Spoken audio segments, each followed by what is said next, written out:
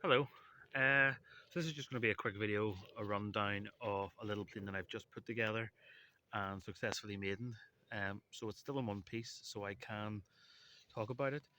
And it's this little thing here.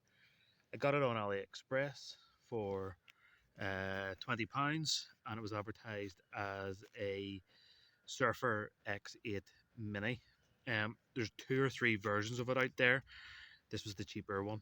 I just went for it just for 20 quid. It's worth a shot. Um, so I went for the kit version.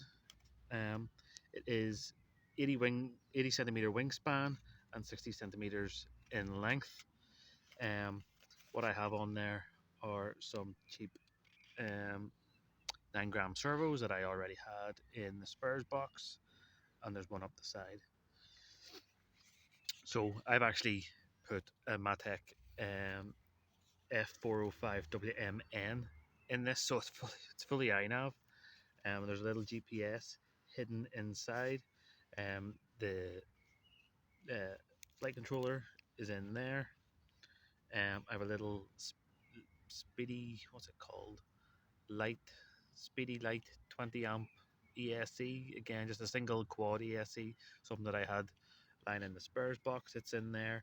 And I have a little Brother Hobby 1507 4150 kV.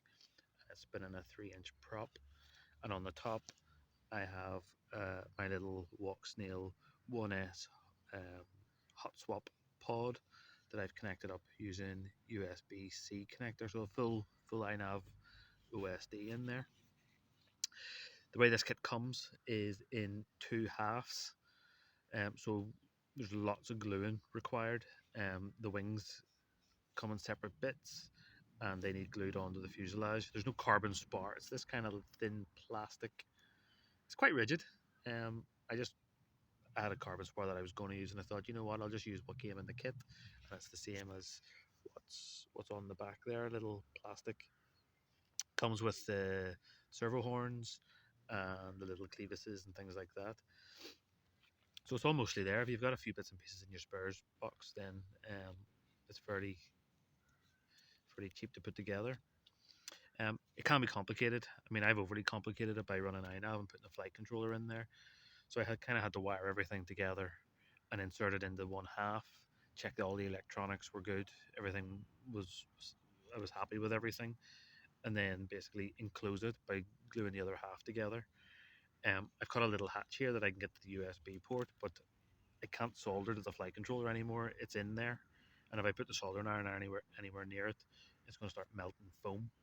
So I had to make sure that everything was good, and I was happy before in 2 minutes within foam, and thankfully it was.